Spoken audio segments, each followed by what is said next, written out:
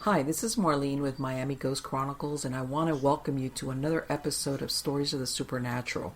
Wherever you find us, whether it's a video on YouTube or on your favorite podcast platform, please like and subscribe to us so that you can get notification of when a new show is released. You can also find us on major social media platforms where I give you a heads up about upcoming shows and which date and time they will be aired. If you go to MiamiGhostChronicles.com, you can find links to the shows, MP3 files which you can download, or links to your favorite platform like iTunes, Spreaker, SoundCloud, and all other major sources. You can find information for upcoming and past talk show appearances as well as new book projects at MarlenePardo.com. You can also purchase books and merchandise there. And you can visit my author page on Amazon at Marlene Pardo Pellicer. Due to popular demand, I'm narrating my True Believer stories that I've collected throughout the years in a new series called Supernatural Storytime. You can find links at supernaturalstorytime.com. If you are into classic horror, ghost, and adventure stories, I narrate some of those at Nightshade Diary, and you can find links at nightshadediary.com. If you would like to read noteworthy news about the paranormal world, true crime, conspiracy stories, and anything that is just plain weird, you can visit the Stranger Than Fiction Stories tab at MiamiGhostChronicles.com. I do want to thank you all for being part of my audience, and I think you are all wonderful. Hi everybody, this is Marlene with Miami Ghost Chronicles, Stories of the Supernatural. How's everybody doing? Good, I hope. I'm doing very well. And I know you guys are not going to hear this for a little bit, but we're already deep into January of 2020, almost about to. In other words, even the latest people have finally taken down their Christmas and holiday things and stuff like that. And everybody always asks me about the weather here. And it's like, believe it or not, yesterday here in Miami and South Florida, it went into the low 40s, high 30s. Where we live out, it's agricultural, so for some reason, it feels cooler out here. Okay, so of course we're like, oh my God, it's Antarctica, because we're such wimps out here, cold weather wimps. And of course we had the fireplace going, which, I have a real fireplace, but yeah. And I had to bring in a lot of my animals off the porch, the birds and even some of my chickens my frizzies that are more like they're healthy, but you gotta be real careful with them with the temperature. And around here sometimes we get these big gusts of wind. So yeah, in other words, I have some of them still in here. So I usually have some weird animal noises, but if you hear them closer than usual, it's because they're over there on the other side of this door in the living room, because even though the temperatures are going to go down a little bit tonight, not as much, but they're still too cool. And like I was saying, we get these drafts coming in, and birds and avian, they're kind of susceptible to that. Besides loving my animals, I work really hard with them, and I'm not going to lose them. There's some stuff they'll tolerate, but that's not one of them. But anyway, guys, let's get to the good stuff, all right? And you know that the good stuff has to do with who my guest is. And I know you guys are going to be just excited as I am. Okay, this is a gentleman by the name of Dean McMurray. Now, Dean is also known as a military medium. Let me tell you a little bit about him. He's a native of northern Minnesota. He's a 24-year Army veteran. Okay, he lives now in North Dakota with his wife and his 2 children. Now, we're going to ask him about this, but he was not always aware of his abilities to communicate with spirits. All right. And it wasn't until after his deployment, but I'm not going to get too much into that because I want him to tell us about that. And he's a spiritual medium. And you guys I've said it before. There's a difference between a psychic and a medium. You could be a psychic and not necessarily be a medium. All right. So that's, I always point that out, depending on who my guest is. Now, and of course, being a medium, what you do is you contact loved ones, angels, spirit guides, by connecting, from the earth plane to the spirit realm. And these souls, they communicate telepathically through feelings and pictures. And other words, sometimes it's not per se words, even though every person communicates differently. And and he's also a clairvoyant. All right, so he sees visions of people, places, things of the past, present, and future, and he's also clairsentient. So he can also receive psychic senses, including smell, taste, and touch. All right, and he's an empath, okay, which is he can feel the sensations of the physical and emotional states of being, which we got to ask him about that, because I'm sure that he must have a lot of boundaries set up, because I imagine if not, he'll just get streamrolled with that. So let's get to it, and we're going to ask him about exactly how he realized that he had this ability. So how are you today, Dean? I'm great, Marlene. Thanks for having me on today. No, on the contrary, it is my pleasure. And I'm going to ask you what I ask all my guests. How Absolutely. did you discover, first of all, that you had these abilities? Childhood, Sure. Adult, what happened? Well, you talked about a little bit reading the bio coming in is, going back almost 10 years now that, I returned from my last deployment with the military. Okay. And I came home, and quite honestly, I call it just all holy hell started breaking loose in my home at the time. And what I mean by that is a lot of paranormal activity started happening, meaning clocks and pictures started flying out the wall.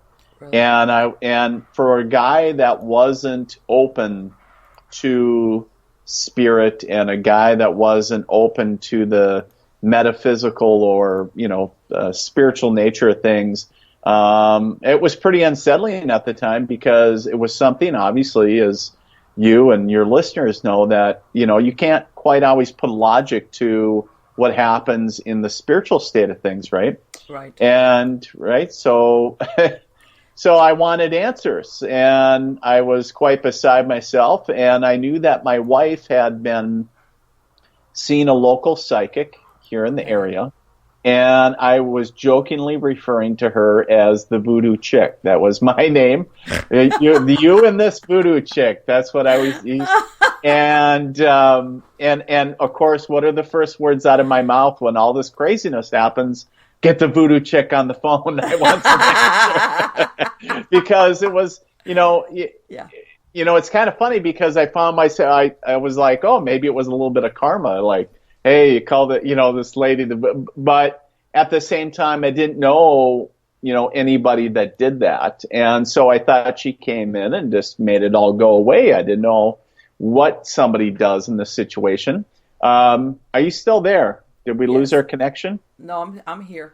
Okay. So, all right. And so with that, she came over and proceeded to tell me that my grandfather was there and everything, and I just wasn't in a space of listening to or receiving that message in a sense. So I kind of shut down in a sense, because I thought my preconceived notion was that she was going to make all the craziness stop, and that's what she wasn't there to do that day.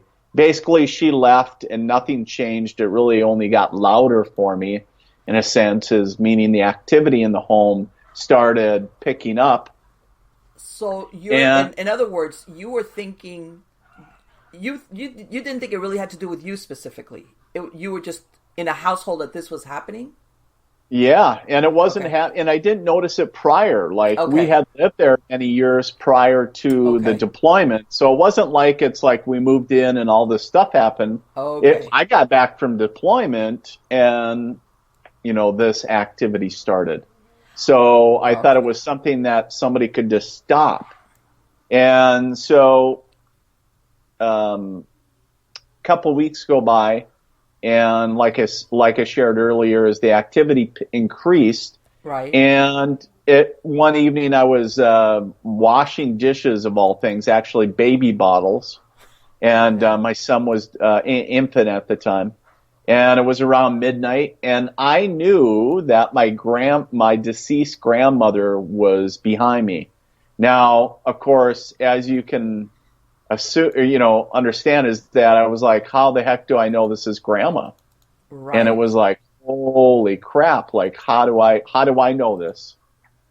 Yes. Well, and yeah, it was that, but I just got this knowing that washed over me. It's like, well, it's grandma. She's not here to hurt you, and it's like, and I was thinking, oh my God, Dean, you're going crazy. You're going to end up in the psych ward. You're going to end up on meds, And this was like no noise. This was just a knowing. It was just a knowing. That was it. And I went to bed and knowing that my grandmother was there, thinking that I was going crazy.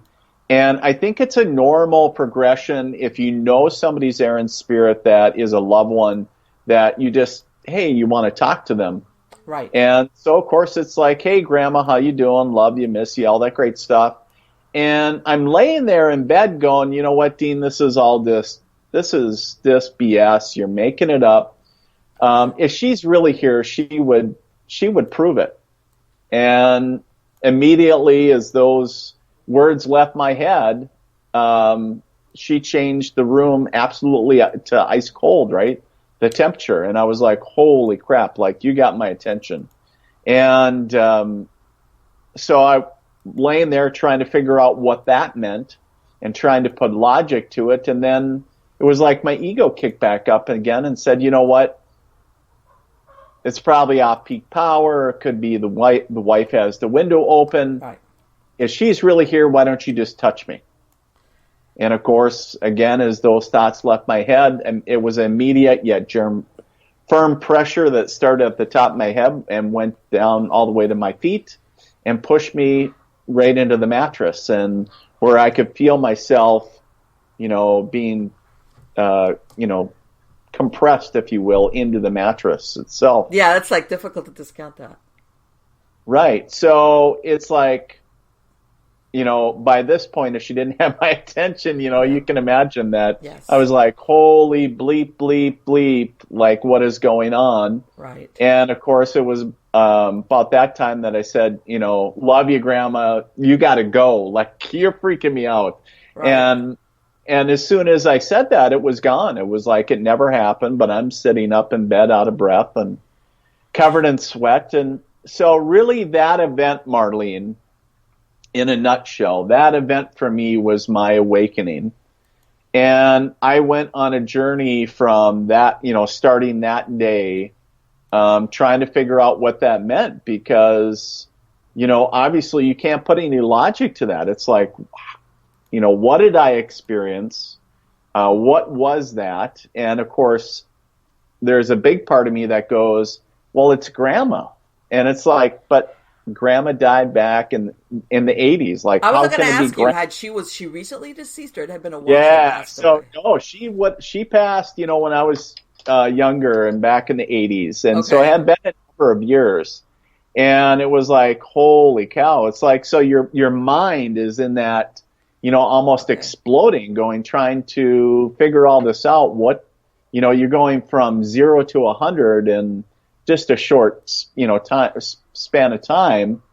And one of the things is that, I kind of went back to that voodoo chick again, and she ended up, I was like, I need to figure this out. And what does this mean for Dean? And she goes, you know what, you're a medium. That's what it means. And I was like, don't want to be a medium. Didn't ask to be a medium.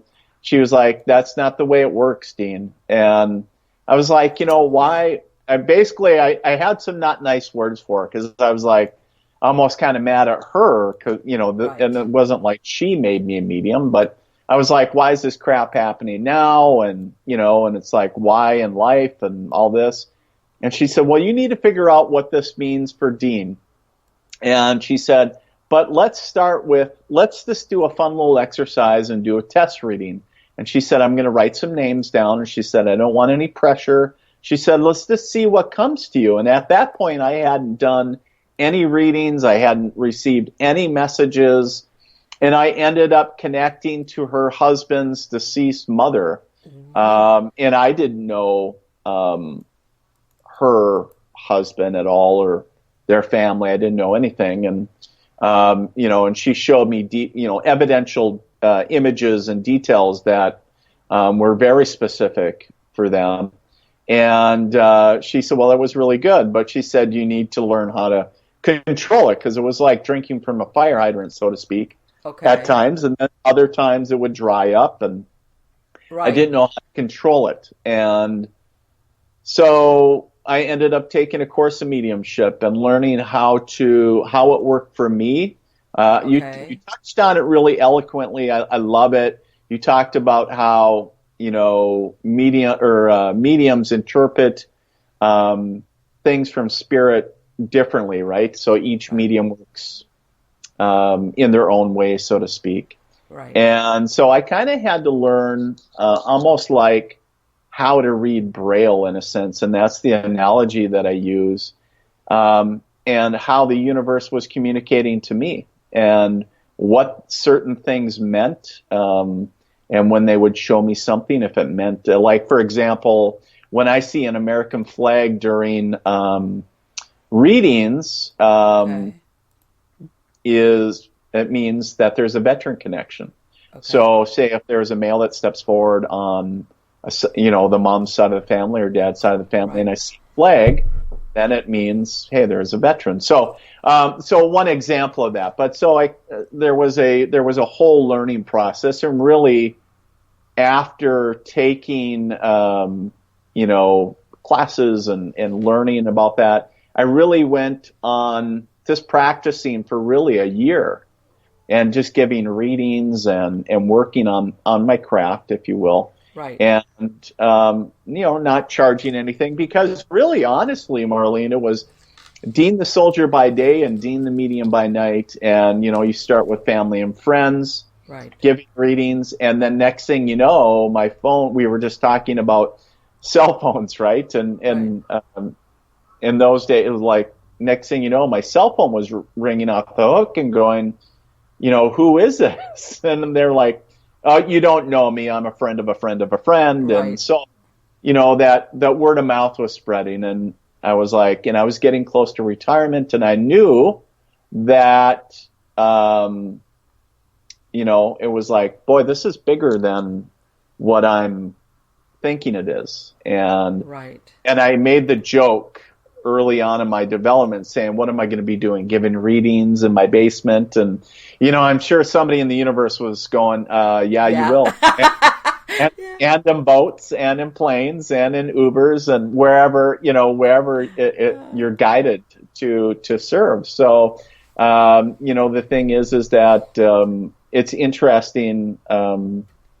Every day is different. There's no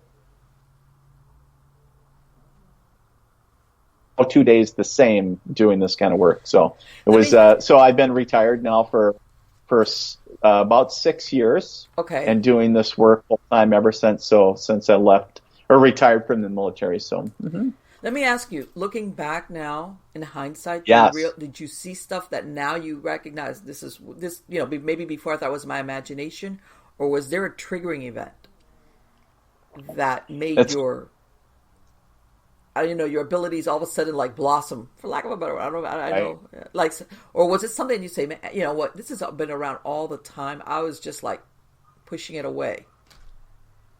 That's a great question. I was kind of doing that hindsight look, and there was a couple events that I do remember, but kind of when I come out of the quote unquote metaphysical closet and said, Uh huh. hey, I'm a medium, right? And saying, kind of owning who I was.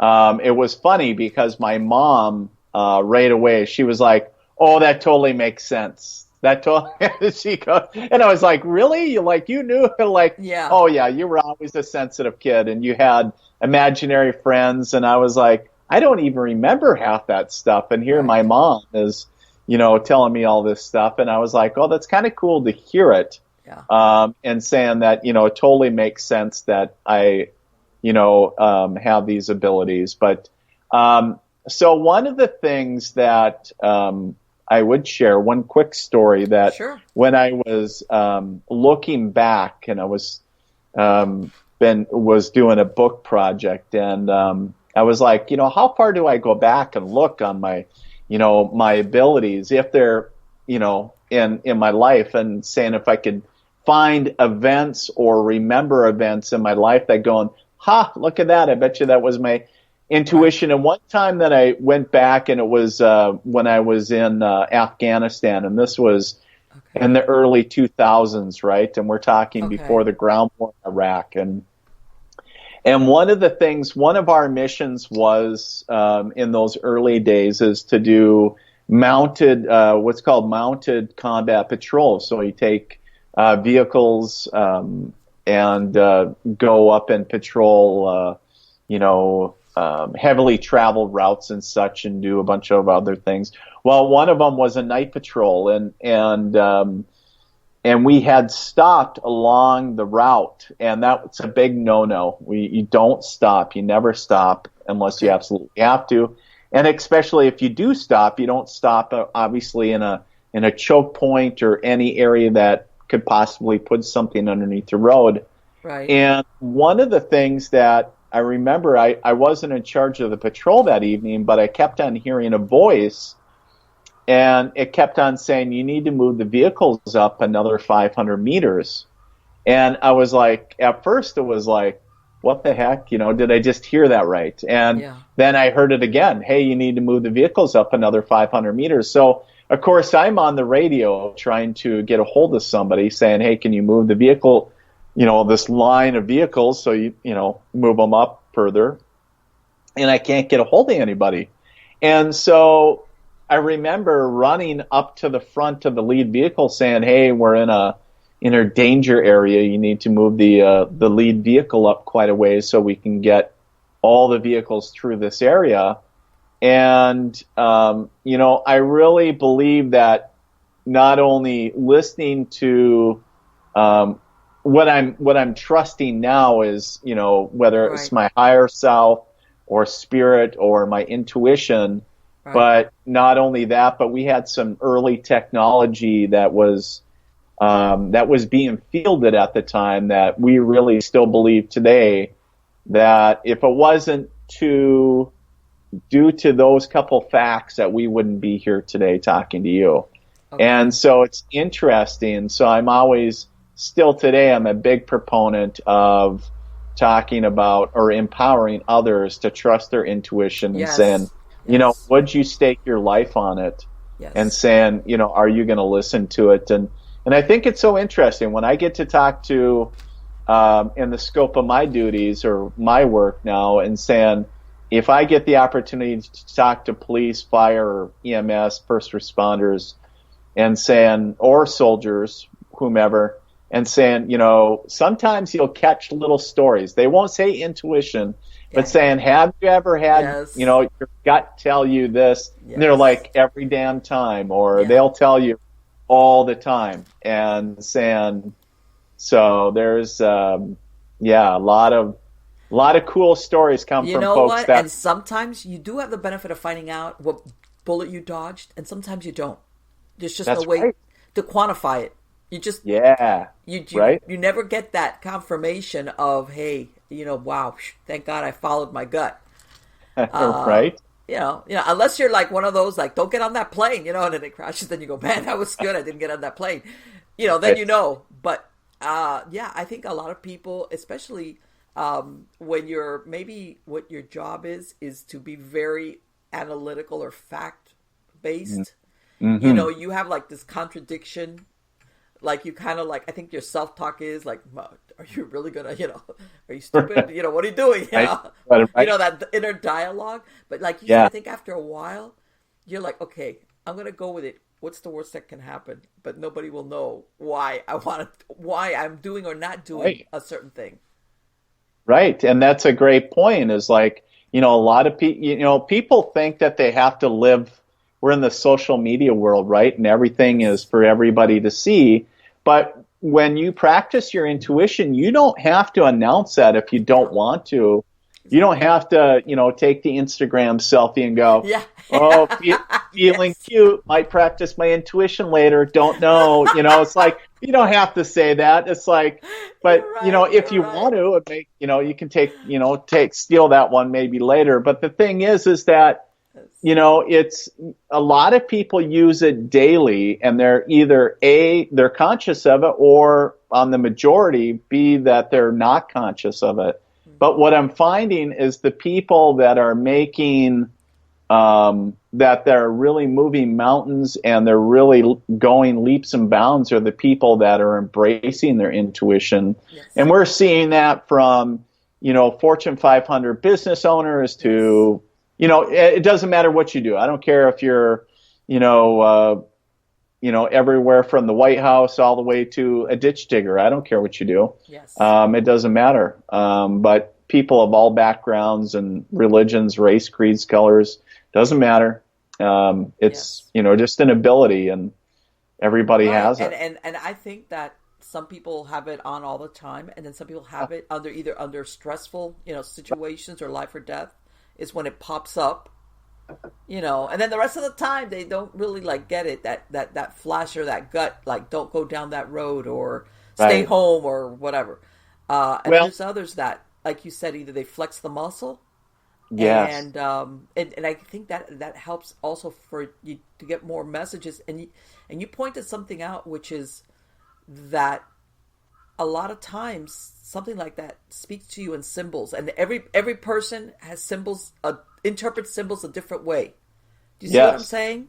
Yes. It's almost like a message that's just for you because I'm feeding it to you in a way that your whatever will understand it. Yes, absolutely. Well, and that's a great point, Marlene, and thanks for bringing that up.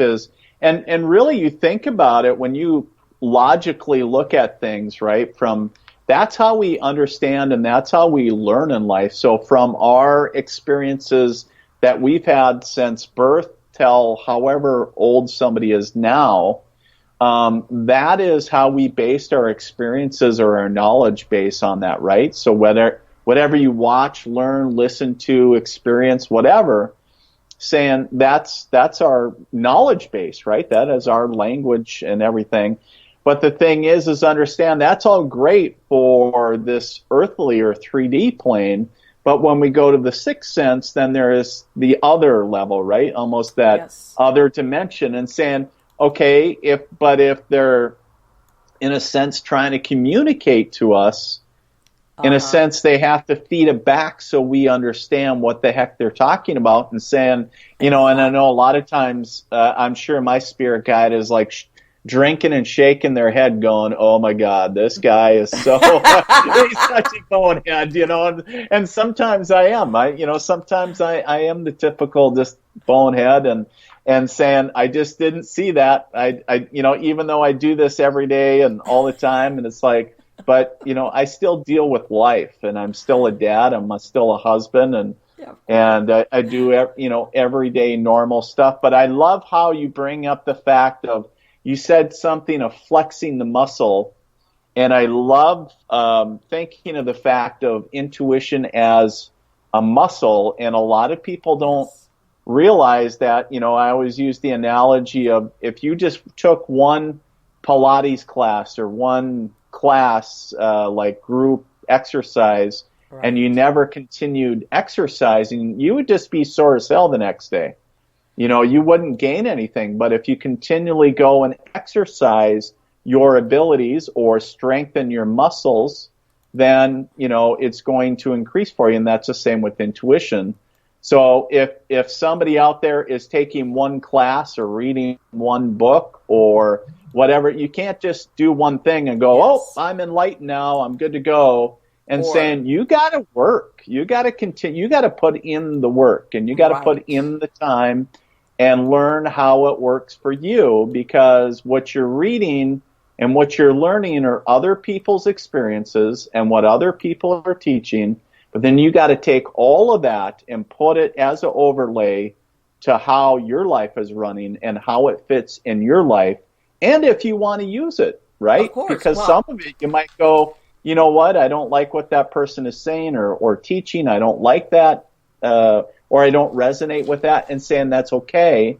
Right. But at the same time, is you got to put it into action. And so I'm a big proponent of that as well, because if you don't take anything and put it in action, it's not. No, it'd be like, you can tell some good stories, but that's about it. Well, and also, and this I think goes for a lot of stuff, that people try things and they go, oh, I'm not good at it. How often did you try it? A couple of times. That's just okay, really? You mean you didn't practice it or try it or, get into like, no, I can tell I'm not good at it. It's like, of course, and they don't understand that something like this, just like any other thing, ability, you need to practice it. You got to get your body and your mind coordinated but I think also a lot of, when I was saying before, I think a lot of people have that critical, self-criticizing voice. Yep. Like, even though nobody knows it, they're like, oh, this is stupid. Like, why am I doing this? Oh, like, like exactly like what you said. Like, they've got this big, the focus on them, like this invisible camera. That's right. That's aware that you're such an idiot, and it's like, stop it, and unless something really like that they can't deny it happens, they poo-poo it, they walk away from it. And I think a lot of times, like I said, these are the people that could have dodged the bullet, but they didn't, because they wouldn't listen to it. And of course something happened, but they're not around to say, you know what, I had a feeling about this. And now here you go, you started embracing it, you started getting calls. What happens, Dean, when let's say you go out in the public? Do people, do you have spirits that come up to you and say, hey, I want you to give this message to this person, or you're going to meet this person? How does that work for you? Well, so that's a great question. I got some really big boundaries around this, and and it's interesting. I just talked about this with some of my students here just last week. And so to me I work with a really tight group of ethics. And one of the first things is that unless I'm really guided by spirit to say, hey, you need, like say if I'm around somebody and it's like, I very clearly get from spirit, you need to go up to that individual and deliver a message. Then if I do that, obviously I'm going to introduce myself and tell them what that I do. However, I will always lead with, are you open to receiving a message from spirit? And if they tell me, oh, hell no, then, all I'm going to do is go, okay, and maybe go home and write it down and trust that, the universe will make it known. But the other piece is that I just don't walk around and be like, oh my God, you got a grandma. I won't just run up to somebody and do that. I got very clear boundaries around that big. And and that is a huge thing with me as well, is I don't let other people just read me. It's like, because I believe that our energy is very sacred space. Yes. And you should have somebody's permission prior to not only reading them, but working on them energetically, sharing their information, all that stuff. So I got big boundaries around that. And because number one, too, I look at it from an aspect of saying, would I like that, or how would I like to be treated in a sense? And I just kind of come from it, saying, okay, do I just, go up and start reading them, so to speak? But no, that doesn't happen. But do I get, you talked earlier in the beginning about being an empath. A lot of times will I go into either a store. In fact, there's a local, my daughter does competitive dance, and I actually went into a local store here, the only one in our area that does, dance supply or whatever. And the energy is just so heavy.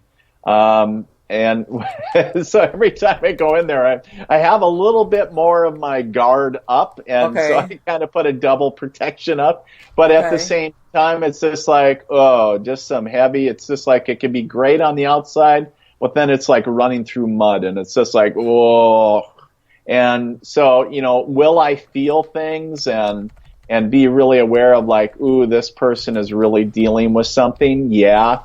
I'm already, just because it's automatic, I don't intentionally like, hey, I'm going to start reading your energy. But if it's exuding off of them, just like huge, maybe they're going through something super emotionally. If they're carrying that with them, typically I'll start picking up on that. And most empaths are like that anyways. It's like, oof, they got some stuff going on. But guess what? I've kind of matured, I guess, in my sense of saying, at the end of the day, it's still their stuff, and saying, and that's where my boundaries are, saying, I'm here to help you, but at the end of the day and the end of the session, your stuff is still your stuff. Yes. It's up to you to deal with it. I'll help you, but the thing is you still have to do it. And so I can't do that. I've seen it. I'm sure you've seen it in some shows, like what you said. You have a medium run up to people, strangers, and start giving them a reading. And I'm thinking to myself, number one, sometimes, I mean, and really, in truth, you don't know behind the scenes what some of these producers do with the show. They edit, or it's not as surprising as it looks. Yeah, you're right. Yep. But still, I'm thinking, you know what? There's a lot of people that, even though it might be technically a loved one, they might not be prepared for it. Yep. Yeah, everybody wants to, everybody thinks that because it's a loved one that passed away, maybe that everything was copacetic between you and this person. And sometimes it's not. It's not. Not always. No. No, I actually got a text today from a dear friend of mine that she's very psychic. She does energy healing, and she knows, she knew that a loved one was trying to communicate with her, but she goes, I know mediumship isn't my jam. She goes, would you check in? And she did not have a great relationship with her when she was living, and and she's quite clear about that. But at the same time, it's like, there's not always it's not always. I always say it's not always puppy dogs and unicorn parts. It's not. Yes. It can be very heavy. It could have been very abusive. It could be very dark. Yes. Or sometimes it's, or maybe the living did not like them at all, or whatever the case is. Yes. It's life, and not everybody has great relationships, but it's that usually makes up a small percentage, but it does exist. And sometimes I think people need a little bit more time to come around to that too, where they're willing, or like you said, or they fixed it in their head, right. If you've got issues with somebody that passed away, just because they died doesn't mean that all of a sudden you're good with all maybe stuff that happened in the past. Maybe it takes a while for you to work it out. Yeah. And then if somebody comes to you and says, hey, guess what? I've got this person. And they're like, oh, yeah, all right. Now I can really listen to it without getting defensive, like what people do when they're alive. Right. Which is like, and you tell that as somebody, it's like, right. It's like, no, I hear you, absolutely. And sometimes it's almost like you're giving counseling to the deceased, and it's like, oh, how did I get into this? It's like, let me ask you, what about that? Have you come across, ghosts or spirits that are confused? That they're coming to you because you can actually hear them, see them, communicate with them, and they're like, hey, why doesn't anybody talk to me? So that happens actually quite often, especially early on in my development. Okay. There was a lot of stuff. So one of the things was around the time of, if we remember back during Sandy Hook, the school shooting, very tragic event. And actually a school teacher showed up, and I hadn't, and of course you would have to live completely 20 feet underground and covered with a rock around that time not to have heard of Sandy Hook. Mm-hmm. I mean, it was everything, right? And and I don't know why, because I was really staying away from social media just because I'm such an empath. Right. And I was not pulling up pictures of any children or just on purpose. And I was really purposely staying away from that stuff. And we don't have cable kind of for that purpose as well. And the spirit showed up and she said, hey, I'm one of the teachers from Sandy Hook. And I'm like, okay. And I was like, I'm in North Dakota, right? And I was you sure you got the right guy? And I was like, well, I'll take your message, but I'm not, it would be really poor timing for me to reach out to anybody because I would be perceived as the kook from North Dakota Yeah. trying to get headlines or fame. Yes. And, and I said, so what I'm going to do is I'm going to leave it up to you and make it, I'm going to trust that, if I'm supposed to deliver this message to your husband or somebody else that, that it's going to happen whether, whenever. So, Right. And it was interesting because she was talking about, at the time she was just want to let everybody know that the kids were okay, that she was taking care of the kids. The other thing is that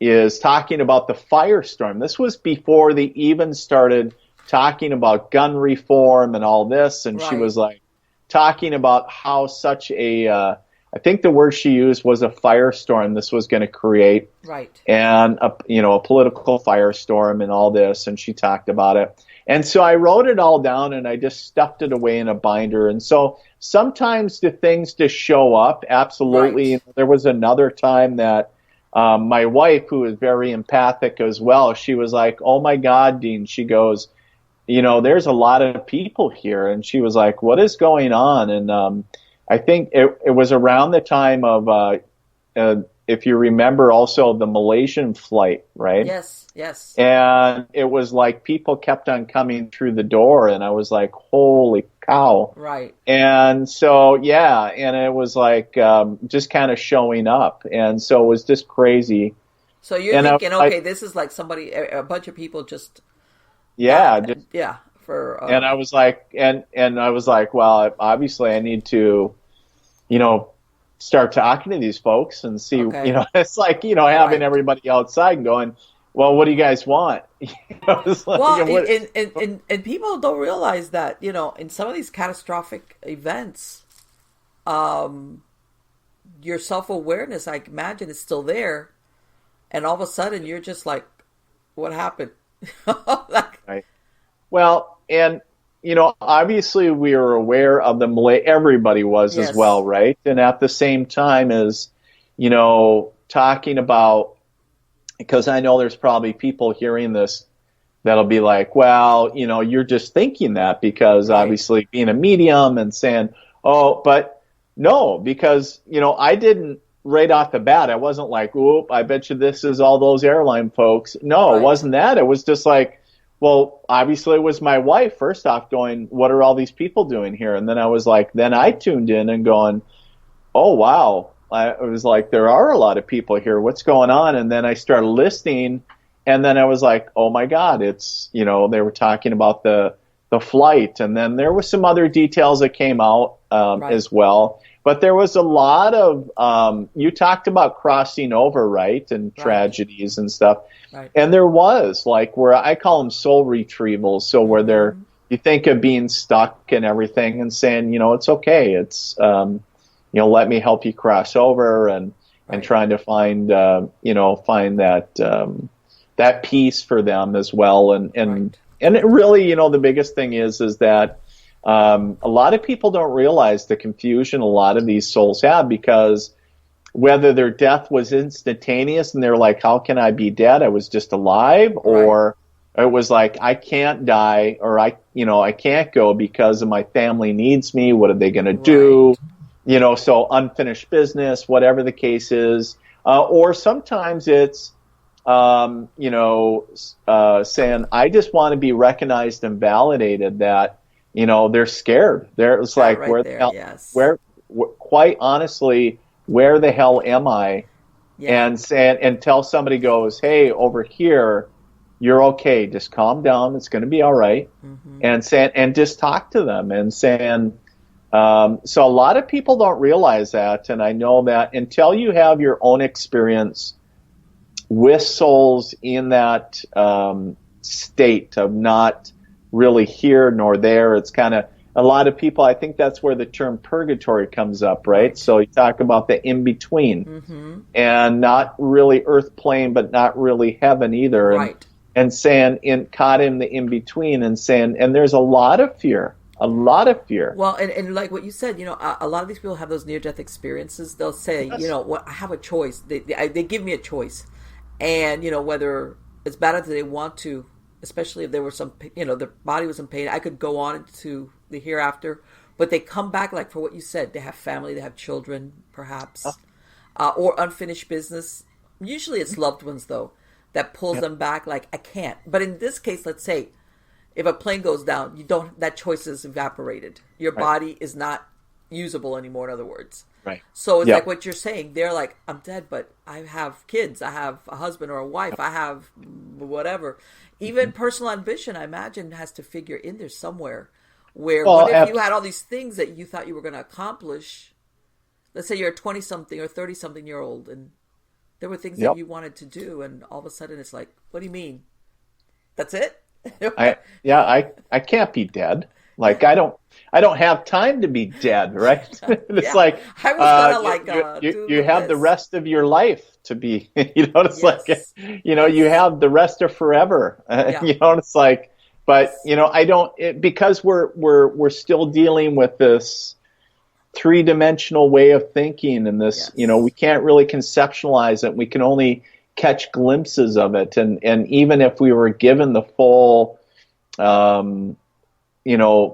if we were shown everything, I don't even think the most brilliant mind could accurately depict everything that is shown. And then sometimes in readings, I struggle to even accurately convey what I'm seeing or experiencing because, you think of our language, the human language sometimes just fails to accurately describe the level of beauty or intensity and it's like, but it's a red like you've never seen. And it's like, okay, well, what kind of red is that? And it's like, you've never seen it, but but all you can do is bring up to your knowledge base and saying, okay, well, it's a red, but it's beyond what you know. Right. And so just think of it as red, but it's really cool. And or things like that, for example. So it's I imagine that, let me ask you, have you ever had somebody that doesn't believe they're dead? How's that? That you've had to convince them. In other words, not that they're confused, it's that they really just don't get it. Either because they weren't prepared, or maybe I've heard also of people that have passed away like traumatically. In other words, or they were, unconscious, and they kind of like, next thing you know is like, I'm not, I can't, my body's there and I'm here. Right.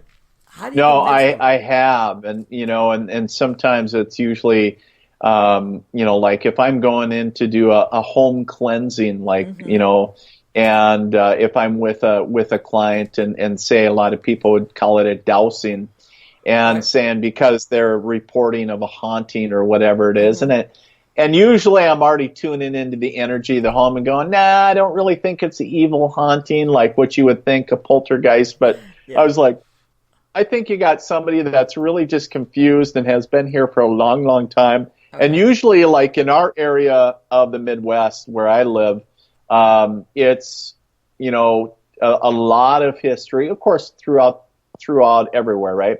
But the thing is we get a lot of immigrants and a lot of farmers and attached to, there's a lot of old homes still, but at the same time, it's usually attached to the land. Yes. And there's, of course, a lot of Native American this area where I live is rich in Native American history as well, and a lot of actual fierce battles were actually fought. And so there's some souls that are still kind of at rest in a sense. So, so sometimes it's like, especially when it comes to homes, it's like, so if I'm talking with one client, I was doing and I said, oh yeah, you got an older lady here, and I think she was from Poland, I think, and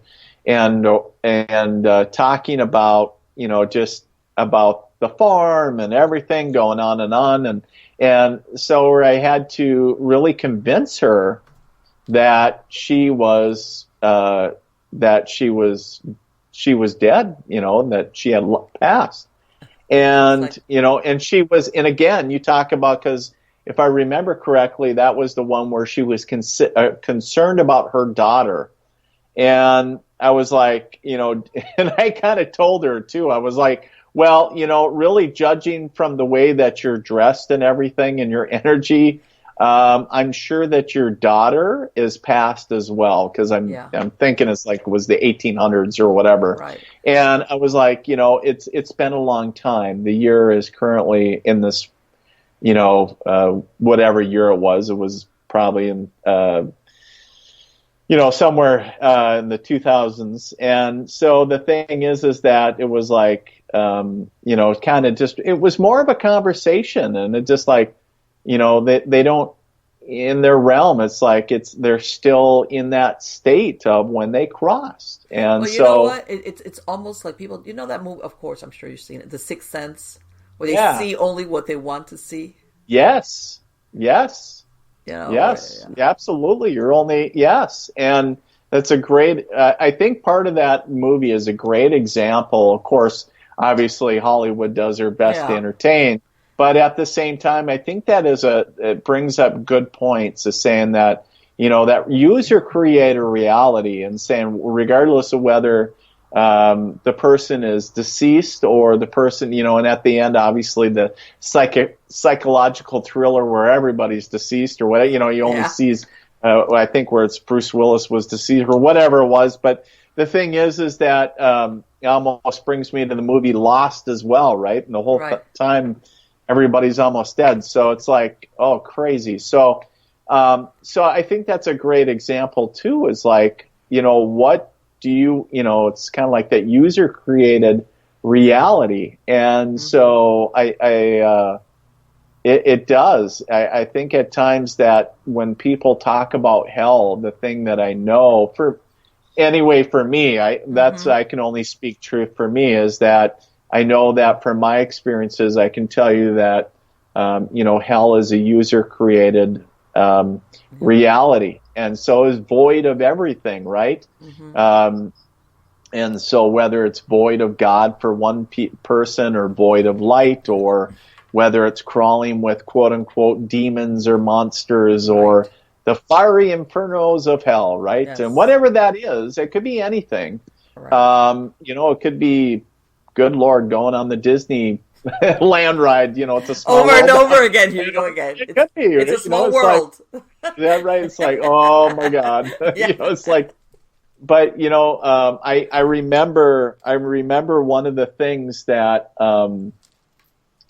when my mother-in-law was passing, God rest her soul, and one of her things is that she was concerned with is that she did not believe that she was worthy to go to heaven.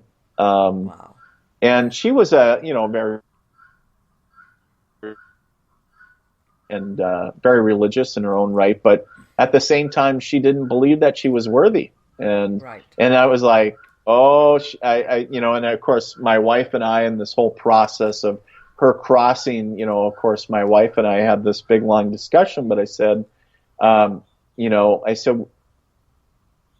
we need to have a chat with her, because I said that's one thing where people get stuck, is feeling that, that they're not worthy to continue on, and saying, why would I, because I'm not worthy for my soul to go on to into heaven, what they consider, in those higher realms, and then they're going to sit there, whether it's earthbound or, whatever the case is. And it was interesting because it wasn't about convincing her. It was more about getting her to see, and in retrospect of, all the things that she considered in her mind to be good things, saying, you raised two great kids, you we go down the list. And I think for 99.9% of everybody, a lot of times, sometimes we feel we're not worthy in some aspect of life.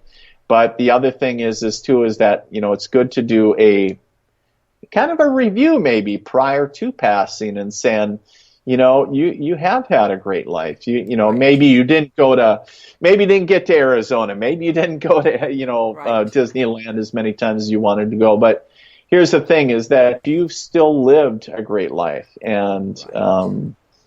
so I think it's interesting, but I've had the honor and privilege of being able to do sessions for those that are in Okay. hospice care, and that'll be experience that I will never ever forget for as long as I'm still breathing on this in this lifetime, anyways. And it was something that was really awe-inspiring, and to be able to give them a sense of peace as well, and the family, so that their loved ones were, awaiting their transition right on the other side, and Right. give them validation of that. So, and really, that's what it's about. It's really about, saying, truly love never dies. It's just Right. one, transition from one existence to the other, and it's, And I from think sometimes people, like what you were saying, when people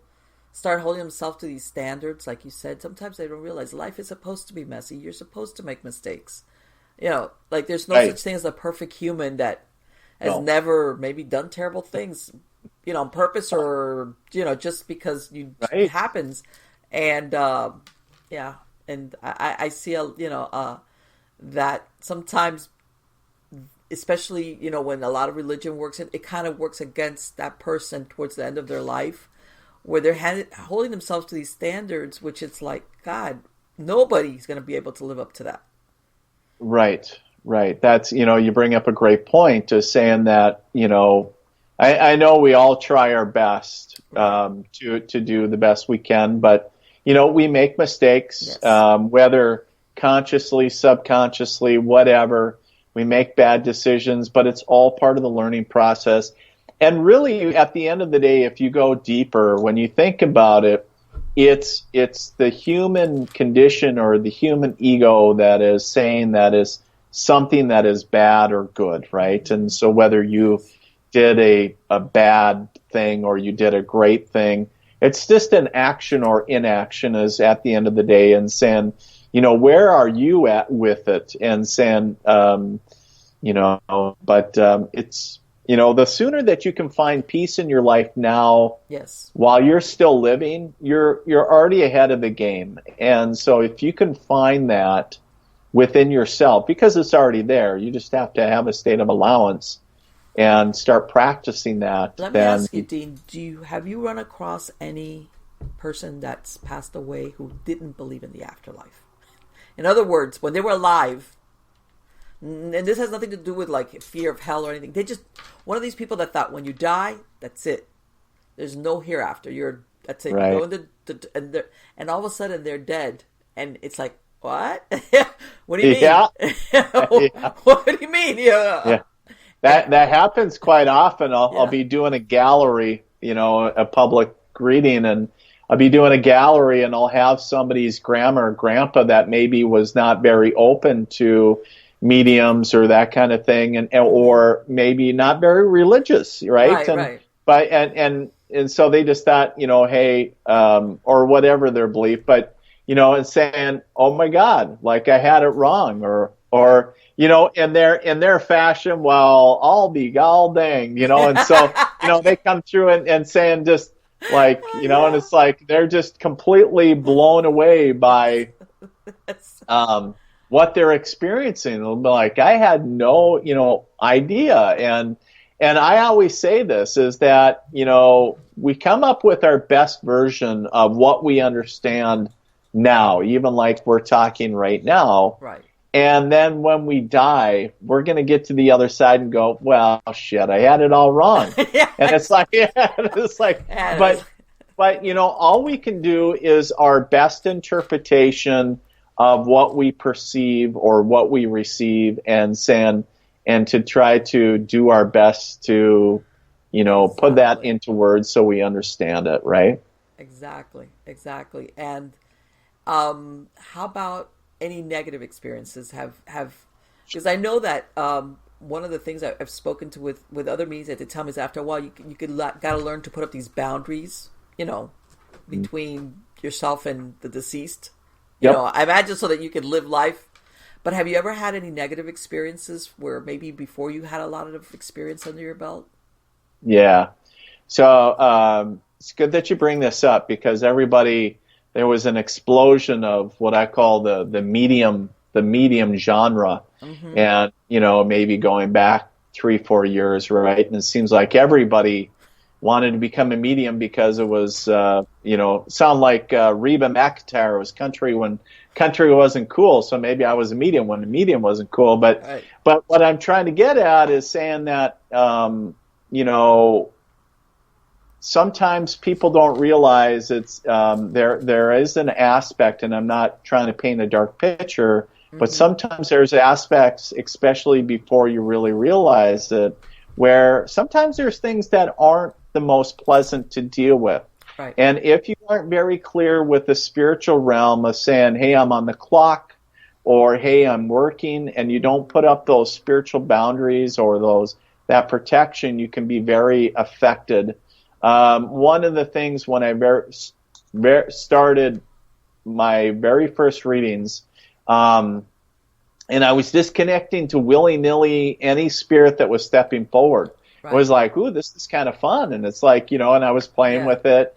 And I was like, but there was one, and I was learning how in those early days, the different vibrations of spirits. So meaning I know now how the vibration feels of somebody that is what you consider them in heaven, right? So very, very divine in nature. And then if somebody has either ill intent or in a very negative place, they have a different vibration. So entity or spirit, right? And so this one lady that came forward, she had a very different vibration to her. Okay. And I was like, oh, your energy is way different. And it was way low vibrating. Okay. And I was just like, because it almost sounded like a slow record, and I was like, it's really easy to talk to you because a lot of people don't realize, spirits don't, lower their energy to talk to mediums. Mediums have to increase their energy and vibration to match that of whatever entity they're communicating with. So think of the spiritual realm emanating at whatever frequency. We got to crank the juice up to talk to them. And so one of the things I remember going, God, it's so easy it's not effortless. And afterwards, it was like I had just, somebody took all the air out of my tires. And I was like, oh my God, I just feel like crap. And I just felt like somebody had just, I don't know, threw mud all over me and everything. And I just felt cranky and sore, just everything. And so I had talked to a friend at the time, and they were like, you got to watch that stuff. They were like, you were talking with whatever spirit it was. They were saying that, some spirits are not so high vibrating, and they zapped your energy. So meaning suck the energy. They're a, you think of an energy vampire, and saying whether it's intentional or they're seeking, like a moth to a flame, they're going to keep seeking the energy and saying, you're right there. And if you're talking to them, guess what? They're getting gas from you. And saying, so the thing is that they'll keep on feeding as long as you give it. And saying, and then you'll leave feeling like you are now. Mm-hmm. And then you'll feel like you have an energy cold, I call them. And so you'll feel like you have the flu, or somebody took all your mojo, or whatever you want to call it, for maybe a day or two, or sometimes less. But yeah, I've had some really, in the early days, I had some really eye-opening experiences that I'm like, oh, you idiot, Dean, why did you do that? And I just left with either migraines or felt so debilitated. I'm like, okay, did my energy get zapped so bad that I'm contemplating going to the a regular doctor, or what's going on? And then, usually typically about 4 hours later, it's like I start coming out of it. It's like a fog, right? And then maybe after a good shower and something to eat, and usually too is it seems like because sugar grounds our energy.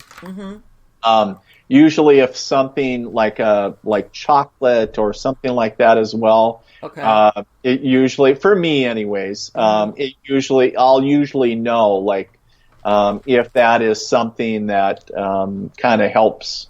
Exactly. You know, so, and also good proteins. So whether it's, you know, like for vegetarians out there, a good vegetarian dish, or usually I'm craving like a huge steak or a huge burger. It's like, I could eat 10 of them. I'm just, a lot of protein, quick. Oh, yeah. And the body is like, I haven't eaten in 10 days. It's like, I just fed you for lunch. Yeah. And it's like, but the body is like, I don't care. Feed me, Seymour. It's like, get in my belly, right? Have you ever had that, when you were talking that, since you're an empath, have you ever had connection with a spirit that died of some disease, or some illness that was, physically very painful or obvious, that you started feeling what their symptoms were? All the time during readings, a lot of times during galleries too. One of the things that it works with me is I feel it show up in my body. So a lot of times people hear me will probably say, well, I hear them say, I feel a lot.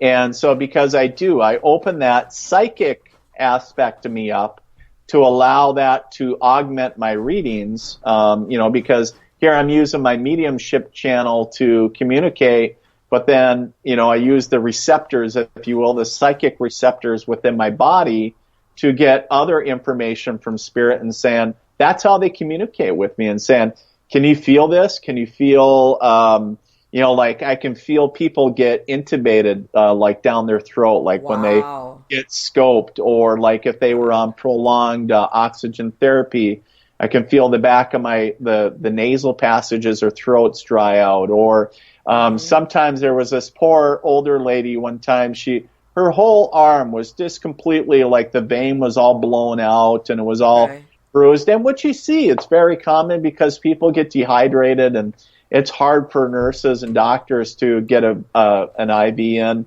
But sometimes, because that's evidential information, because was probably hard for the family to see that, especially on somebody that's dying of cancer, or somebody that is so anemic or whatever that, almost looks like bone, and it's like, but then, so things that are very even difficult to bring forward, but that's evidence that the client needs, or the sitter needs. And the other piece is that, whether it's, I remember one lady during a gallery, she was talking about the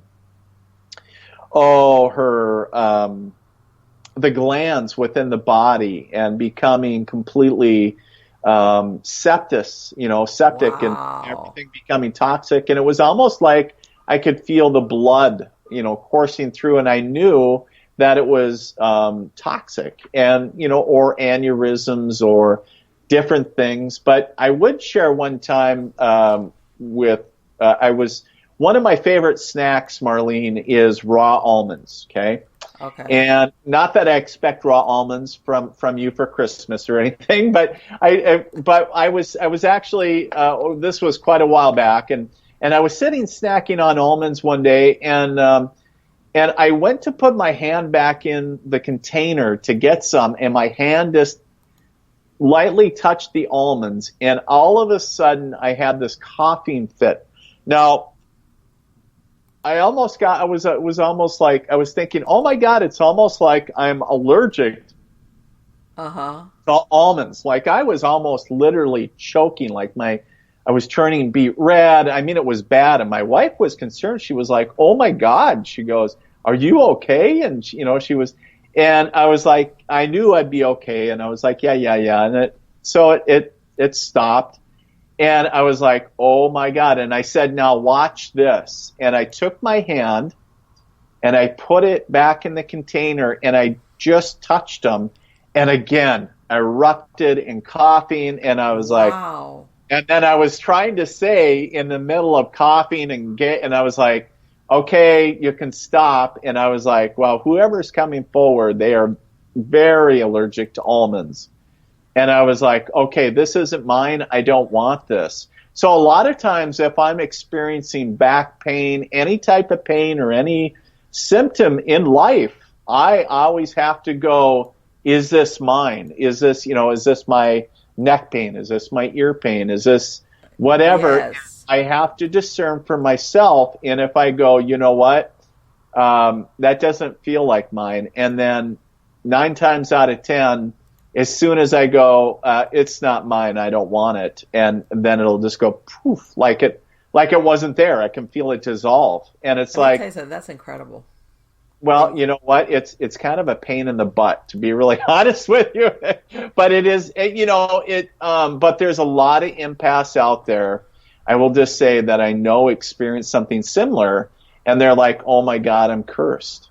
And they use that word and saying, because I don't want to hurt. I don't want to feel how they died. I don't want to know that. And saying, well, guess what? I can't stop it, but, let's talk about ways to help you control it. And so if you can discern whether it's yours or not, that's a huge step. And, because the universe is trying to use you as an instrument and saying, you got to, that's how it's trying to communicate to you. Exactly. And that's what I'm thinking, that maybe, I imagine some mediums after a while, they start like getting shy of that whole experience because it's like, I don't want to, like you said, I want to experience physically. Whatever. Well, they start getting burnt out, Marlene. They start, experiencing burnout because it is so, for some, it is so intense, and saying, I can't continue doing this. I can't keep connecting and going through the pain or going through this and saying, and I had this conversation early on with Spirit because, I read about some of that and some of the stuff that was coming forward. There was like some pretty depressing and dark stuff. And I was like, look, if you're not giving me ways to be able to help somebody, if you're not giving me the ability to be able to do that, then I don't want to experience that physical sensation or receive that information. You can just find somebody else to do that. But I said, because I want to be able to help somebody with that, not just write it down somewhere in a notebook and then 10 years ago saying, oh, I wrote that, it's like, okay, well, that's great, but I want to be able to help somebody with it. And saying, so if I know that there's for example, it's great that I know that there's a tsunami coming, but, nobody's going to listen to Dean McMurray, the military medium, to evacuate a third world country, off the coast of wherever. So it's like, so give me some actionable stuff. It's great that I know that these milestones are happening, but at the same time, why are you giving them to me? And saying, if there's something that I'm supposed to do with it, great, but other than writing them down in a journal somewhere. So sometimes it does. Sometimes it can be a challenge. And that's why I really ask people, I really question people, why do you really want to do this type of work? Because not saying that people don't have good intentions, but I just want to make sure they realize how serious it can be, because it's not just something for the faint-hearted. You just don't start this and then stop. It's like, it's once you start down that path, it's like you're already down the rabbit hole, bud. It's but I don't want to sound ominous either. It's not it's very humbling and rewarding work, but at the same time, it's like you don't do it because it's like, ooh, that would be cool. It's like, no, you don't do it because it's cool. It's like, it's like, well, yeah, that there's a downside to it if you don't know how to manage it. It's what it sounds like. Yeah, take it with a grain of, obviously I have fun with it. I do joke when it's appropriate, but at the same time to keep it light. but at the same time, there's, I take it very serious in doing what I do, and because I do understand the level of, I don't know, I guess, giving it the reverency it deserves, and saying, it's not just, it would be like waving a loaded gun around, in a sense, and saying, treat it with some respect, but it doesn't mean to run away from it in fear either. So. Well, right. And I want to say, I'm going to blame it on Hollywood. I think sometimes they over glamorize things like this. Sure. But they don't highlight, imagine maybe for somebody who doesn't know how to manage it or understand it, where I could see that could very easily drive you crazy. Like, yep. Because. Well, and it does. How many? I don't know about you, but I know I've run into quite a few people that actually, that have, especially the people that would now, for me, would be probably in their 60s or 70s, even later. That era of generation, if people openly expressed when they were younger, that they could hear voices, automatically they were labeled as schizophrenic, or had some type of disability, and they were sent off to institutions. Yeah, there was quite a stigma attached to that. And saying, instead of trying to figure out what that meant, are they actually schizophrenic? I don't, that there's a fine line there, because there are some people that do. That do have conditions, but at the same time, it's like there are a lot of misdiagnosed folks, and it's very easy to do that because they've been plagued since early childhood. And, a lot of times, usually the people that I've talked to saying, I don't think you're crazy, and saying, and you start giving them some credence.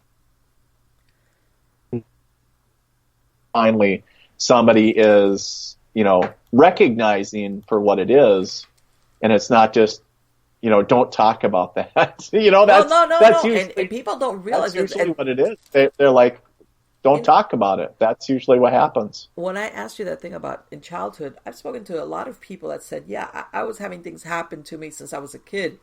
And when I talked to my family about it, they were like, shh, they be quiet, don't talk about it, because, like you said, it carried a stigma. And sometimes the parents were doing it to protect the child because they didn't want their kid to be that kid. It's not like now where everybody's like, oh, that's so cool. You speak to dead people. And back then, you were like a hair's breadth away from being crazy. And the next thing from crazy is, like you said, ending up put away somewhere. Yeah. When they used to have these big, And by the way, contrary to what people think, the majority of people sometimes in these institutions needed to be there.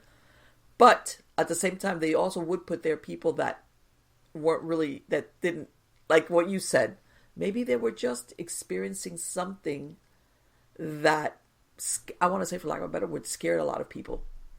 Right.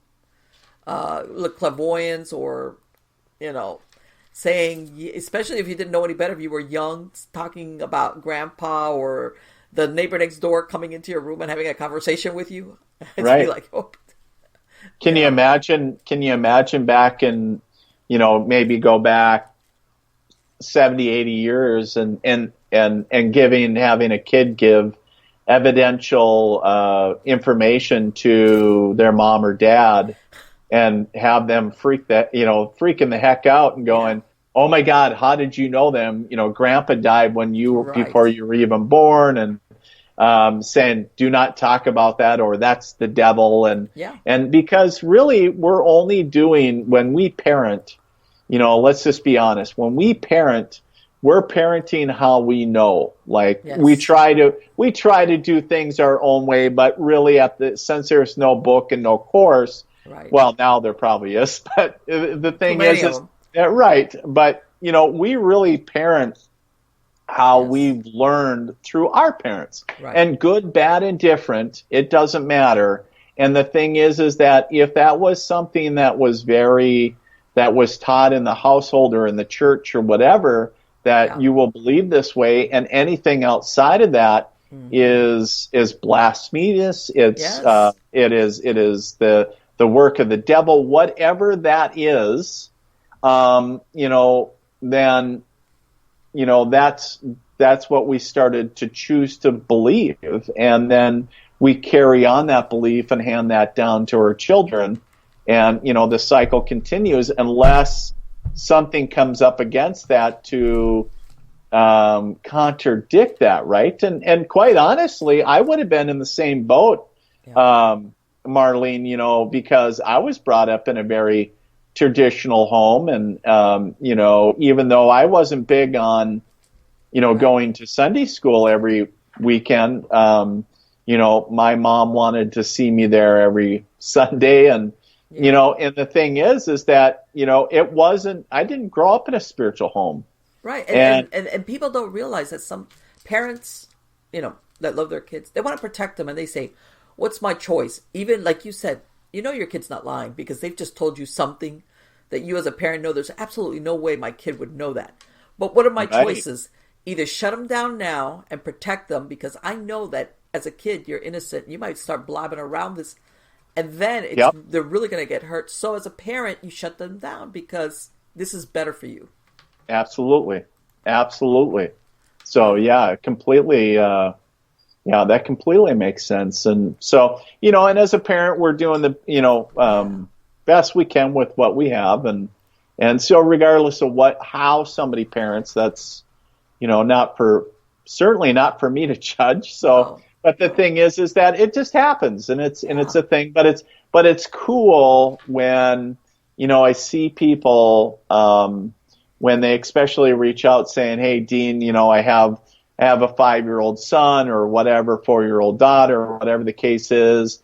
And they're seeing, like, one client saw bees in the closet, and there was no actual physical bees, but, they were actually seeing bees manifest, which was weird, and saying, and, different things. So it's like, or like, feathers, different spiritual signs or different manifestations, for kids, and kids are just super intuitive and just so awesome when you get to talk to them on, a spirit, talking about, if they're open to talking about some of that stuff. I mean, because it'll just completely blow your mind, and it's just like, whoa, this kid is so far forward. And well, I've seen also, though, and again, I'm going to put, point at Hollywood. I've seen lately some trends, Dean, that it's like, sometimes I've seen parents try to make their kids sensitive or psychic or medium. And the child, I think like what, up to 7 or 8, you don't have that filter there. So you kind of see things and say things, and then, Yep. And some parents want to make their kids like a psychic kid. And it's like, don't do that. I mean, the opposite. This is the opposite of shutting them down. You're trying to make your child into something they might be sensitive because of their age, but not truly because that is their path, in other words. Right. But you're thinking, I'm going to get my kid, and he's going to be the next kid, whatever, psychic, medium, whatever, and then we'll have a show, a reality show or something. And it's like, don't do that to your kid. That's, I guess my recommendation, I guess, Marlene, is that just allow it. Yes. For me personally, as a parent of 2 very sensitive kids, and I got a daughter that's 12 and very talented. I mean, my daughter is extremely intuitive, very sensitive kid, and a very talented medium, but it freaks her out, and that's not her deal. She does not like it. She will run away from it. And so one of the things that I just learned was saying that, it's okay, because as a dad, one of the things that I'm like, if I can foster her intuition development when I'm not there, if she can use that for herself to discern between, like, who to date, where to live, all those life choices, then what better, like, superpower, right? And so I just allow it to, we just foster an environment saying whatever she chooses, because we're all going to make our decisions based on whatever, right? And saying whether it's to continue their intuition development or not. And she's really taken a shine to like astrology and stuff. So I'm like, hey, cool, whatever it is. And saying, hey, that's cool. I know nothing about it. And I'm like, but. And I'm gonna say something. When you said about kids, I have 3 kids. All my kids are grown up. And this is like something that they're born with. Like my middle son, he never liked masks. He never liked makeup. We would go to Disney.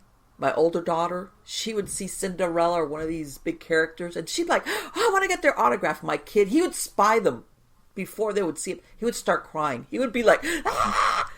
He never, later on, he would never, you can turn off the lights. And of course, like you said, you foster that openness. Yeah. And when he was like a little bit more, and I knew that he was seeing something, the thing was that scared him later on when he became a little bit like 7 or 8. I would tell Brandon, by the way, he always had to share a room with his younger brother. And even though they had twin beds, they would end up sleeping in the same bed. I said, Brandon, he goes, Mom, I had this man come into my room last night with a gun and he started talking to me. Because, I usually had a couple of chairs in their room where they would. Sure. And he sat down, he started talking to me. And I was like, Brandon, he goes, but I didn't want to hear him. And he goes, and another time, I had a little girl come into my room. And I knew he wasn't talking about, like I made this up. It was like he didn't want to. Right. Yeah. I don't want this. Yeah. I don't want this. People don't realize that psychic medium things, for some people, it's really scary. When Halloween came around, oh my God, I could not dress anybody up in scary stuff. I had to dress them up as ninjas, like really very non-scary stuff, because for him, the masks, the makeup, all the stuff that you see in Halloween, for him was like a torture. He was born this way. And the reason I'm pointing that out for some parents that want to have their kids do the psychic, you have to embrace it, I guess is my point. Yeah. They have to want to. Yes. They have to want to do it, because, like even with my daughter, like, I knew that she was very gifted in that area, in the mediumship. So I tried to work with her a little bit when, she was younger. And one of the things was that was interesting is that, after she flipped that switch on, so to speak, she got freaked out when people just started showing up that she didn't know, right? And so I was like, well, that kind of happens. You got to learn how to work boundaries. And she was like, no, I want it shut off. And I was like, okay, and it's okay. And I was like, it's going to be all right. And I respected that, because guess what? That was her boundary. Mm-hmm. And she was asking to set that and saying, that's okay, because I don't want it to become something scary for her. Yes. And and I don't want it to be, because I'm like, it isn't scary, and I don't want it to be scary for you. And I would rather set that boundary for you and then allow you to develop it in your own way, in your own time, versus saying, I don't even want anything to do with any of it. And saying, but yeah, I think that's a great point, Marlene, is that, to allow, because, kids over time will allow them, so don't push anything. Right. That's my point. When it comes to that, is saying, if they're interested in it, they're going to do it. It's just like, most, we'll just use boys, for example. Most boys, on average, you don't have to encourage them or push them to play with, I don't know, cars, right? So usually on the average, they love to play, so the thing is that, just allow the natural progression of whatever it is. Yeah. If they start like, loving to do that, then great. If not, then it'll develop in some way. But whatever they're good with, rather, like you said, rather than it be a curse instead of a gift, because let me ask you. You mentioned something that you give classes. What is it that you teach? Is it so I teach a few different courses. So I teach mediumship, obviously. Okay. And then, of course, I teach intuition classes. Okay. I call it Intuition University, because I believe everybody's intuitive, and basically I'm just opening or facilitating a space for everybody. And then also we do a big what I call a 12-month spiritual development course. Okay. And basically where that is, Marlene, is where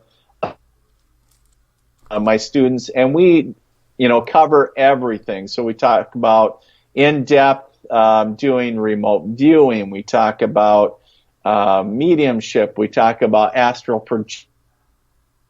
exercises as well, and intuition development, dowsing, different types of healing, where I bring in guest speakers. And so we're meeting, obviously, through else with students across the country and across the globe. So that's been really fun. So these classes are online, right? Is what you're saying?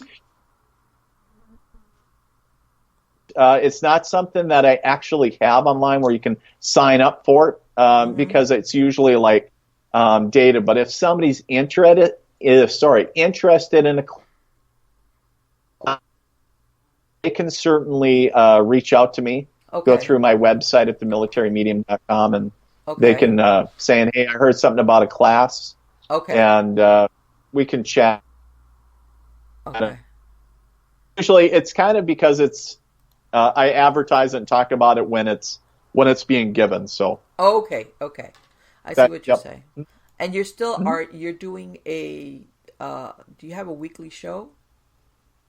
I do. So it's been kind of fun. Actually started Memorial Day of 2019, where I have my own radio show here on 95.9 FM here locally, and at KRFF. It's called the Red, White, and You radio show. Right. And you can actually, there's a Facebook site for it. And obviously, it's the Red, White, and You radio show. Well, I've been showing a slide of it. I see that, and thank you. But one of the things, if people want to catch episodes of that, where I bring all kinds of folks on, and of course, the premise of the show is where I focus on military veterans, their families, police, fire, EMS, first responders, and anybody that is doing great things for those organizations or individuals. So that is the premise of that show. Okay. All right. So, Dean, I want to thank you so much for sharing this time. It's been absolutely wonderful. You are so interesting. Okay. Because you seem like a very well-grounded person, contrary sometimes to what people think of as like either psychic or mediums, that you're kind of a little bit like, I do have some friends that are pretty flighty, so they're pretty or what is kind of out there. What is it that you love?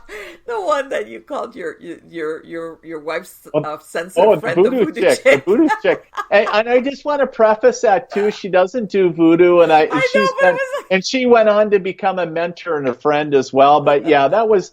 And I use that still today, Marlene, because that was very real language that I used way back when. And because, I think about those atypical guys and ladies out there that would still probably use that same verbiage for me. It's that this voodoo dude, he comes in and, and that's okay. I'm all right with that. And, it's like, but yeah, the voodoo chick, she's, part of my story forever.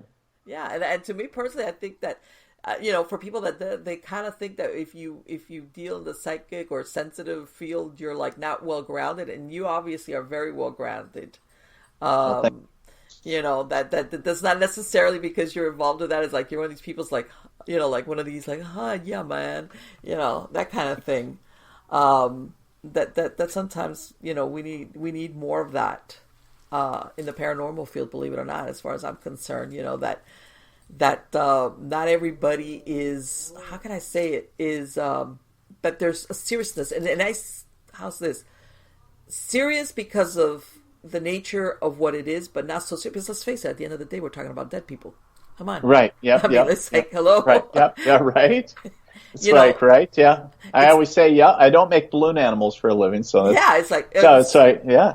I mean, if you have somebody that's coming to you because they've lost a loved one, of course you're going to take it seriously.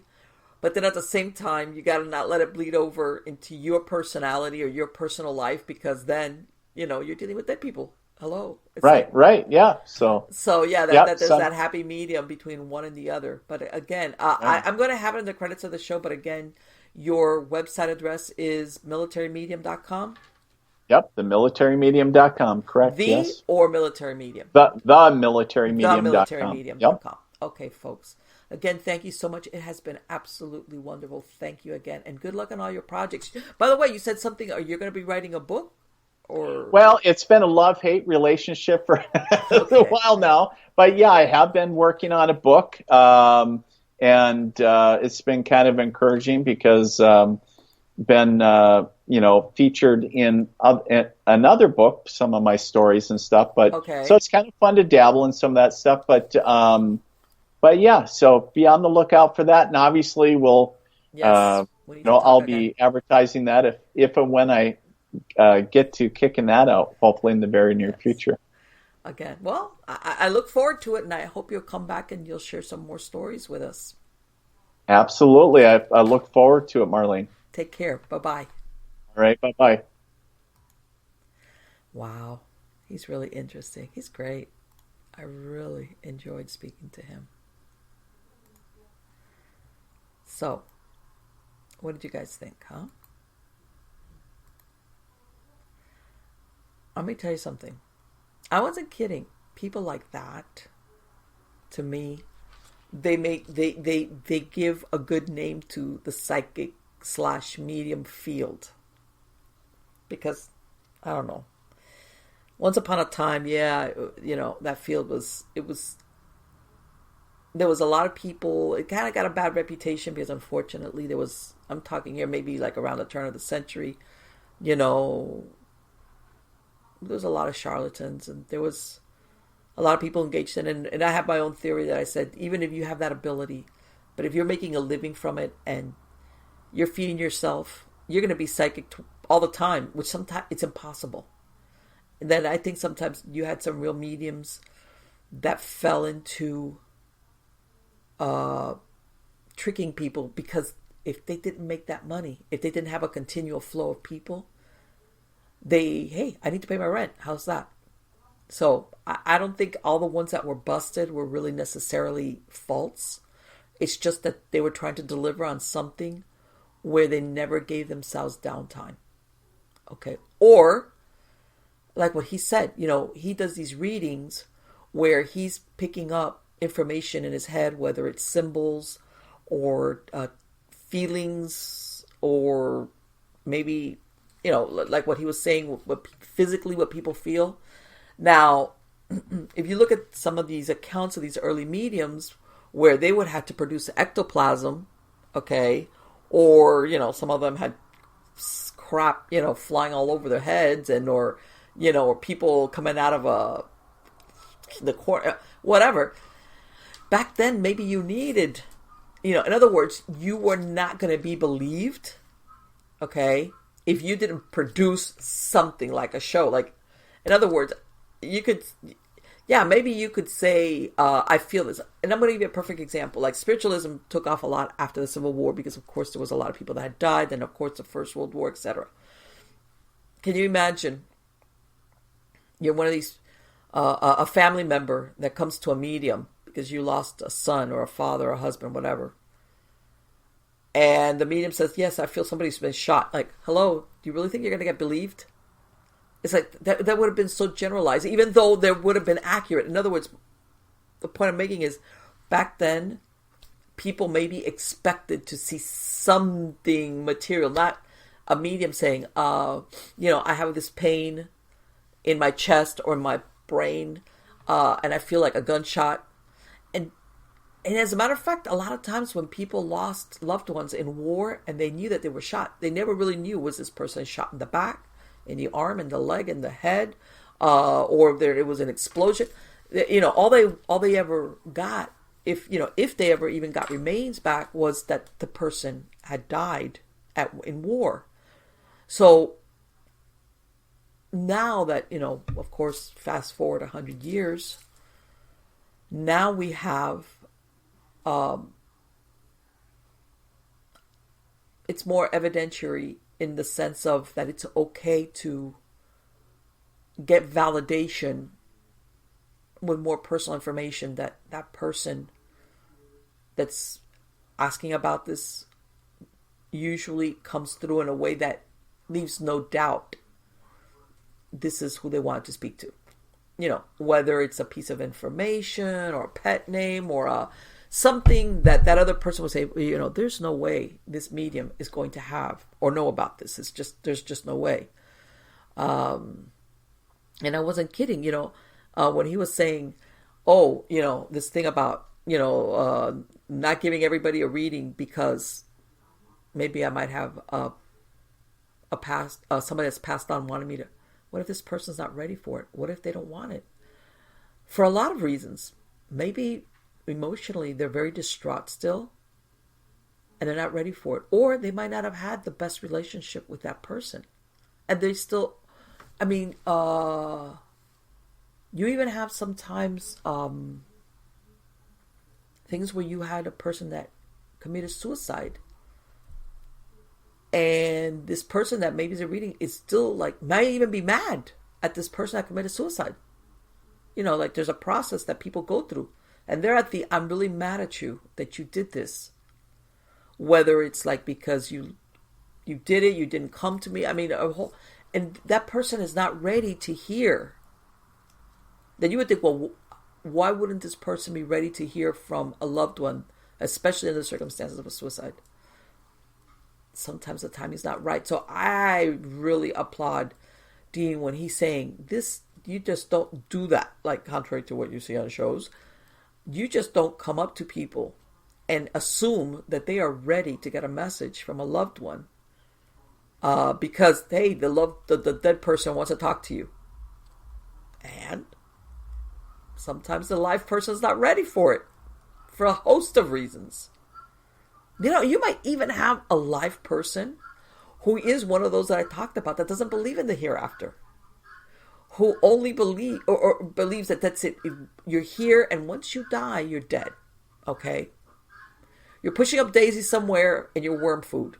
And there's no afterlife. There's nothing, your soul or your spirit. There's nothing, that's not real. So, you come up to somebody like that. And by the way, this has nothing to do with that live person loving the person that passed on. Nothing.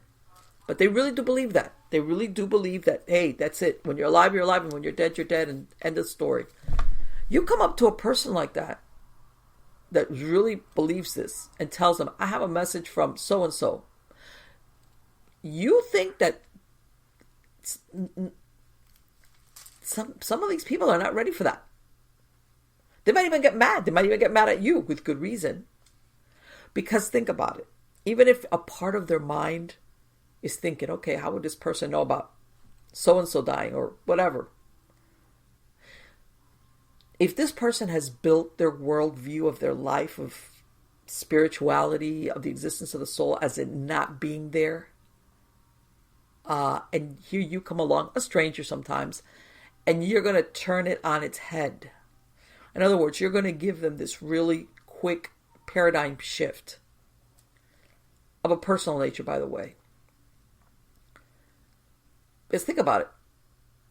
If you're one of these people that really believes that there is no afterlife, there is no survival of your soul, your spirit, your person, not necessarily you're a bad person, but you're just a good, normal person, but you really don't believe in that heaven or hell because you're thinking, that's it. When you're done, you're done. Whatever. All of a sudden, here comes this medium, and they're going to give you a message. Give this person a message from so-and-so. Huh? What? No.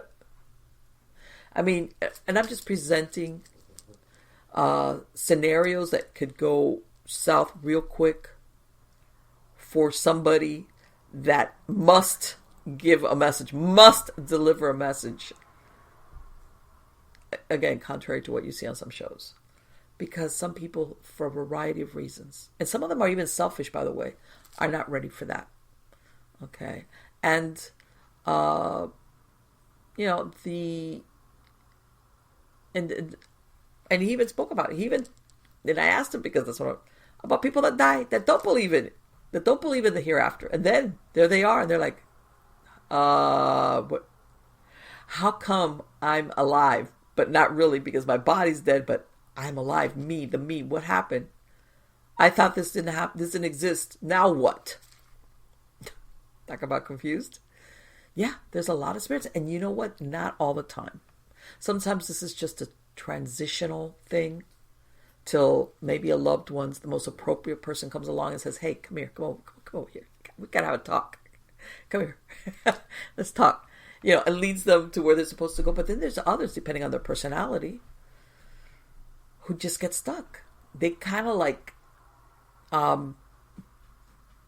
they get stuck. They don't want to believe it, but here they are, and they kind of like, you know, like this little loop of like, here I am, but I'm not supposed to be here because I died, I think, but now, and they kind of like, and a lot of those sometimes turn into what we call ghosts. And then they just go back into what most human beings do, which is the familiar, as in the place I lived. Or if you were a workaholic, the place I worked at.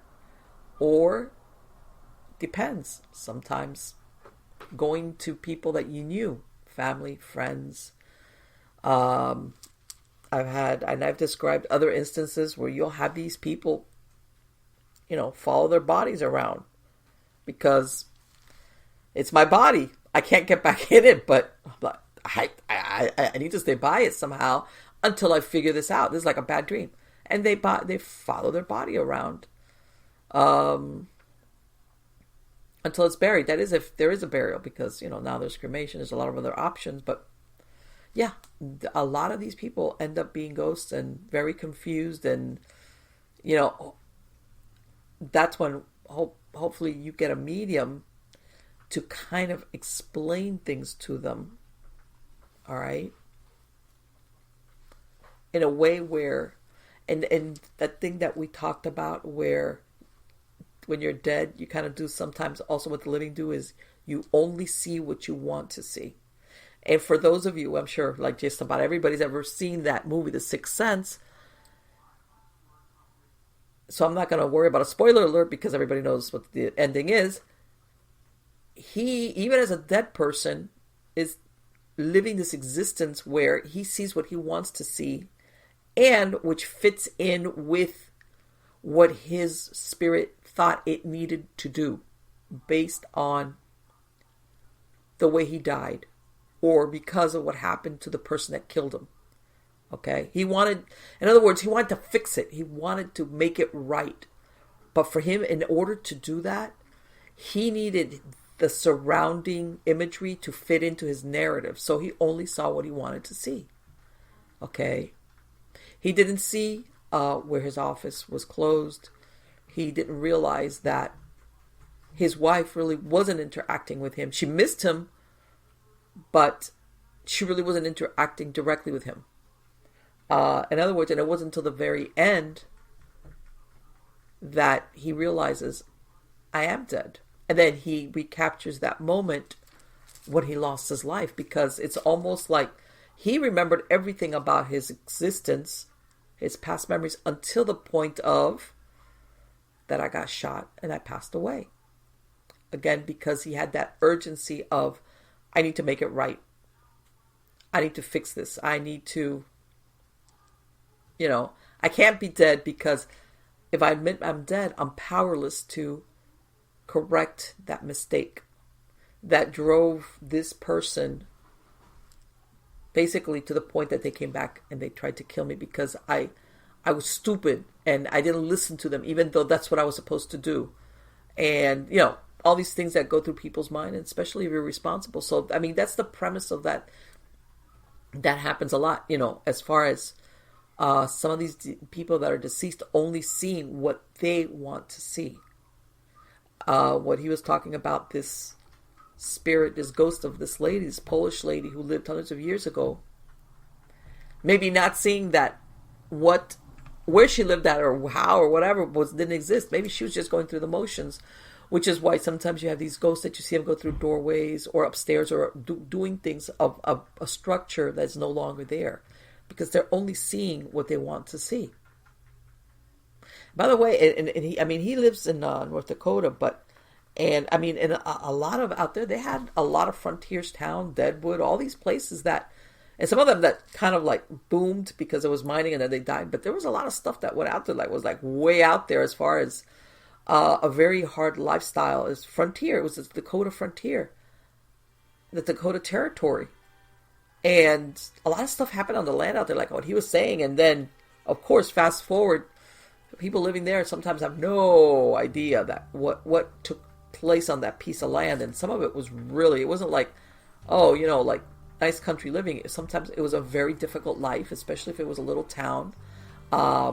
So yeah, that's why sometimes you'll get some really unusual things happening in certain places, especially if this occurred a lot. So yeah, that's way out there. But anyway, guys, I hope you liked the show. I loved speaking to Dean. Maybe next time we come back, we can ask him more about maybe connections with military personnel.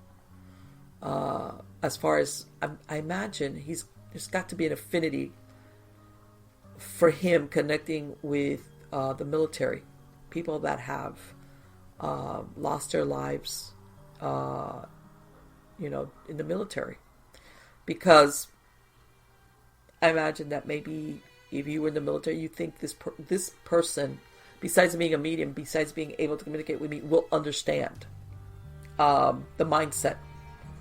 Okay, so we'll talk to him about that. But again, the link to his website will be on the credits of the show. But you heard him say themilitarymedium.com. So if you want to check out what's going on with him, again, any classes, any events, if he puts out his book, which I will definitely stay on top of that, so he can come back if he does put the book out, so we can talk about that. And again, guys, thank you so much. You're all wonderful, and I really do appreciate that you come back every week and listen to the show. Take care. Bye-bye.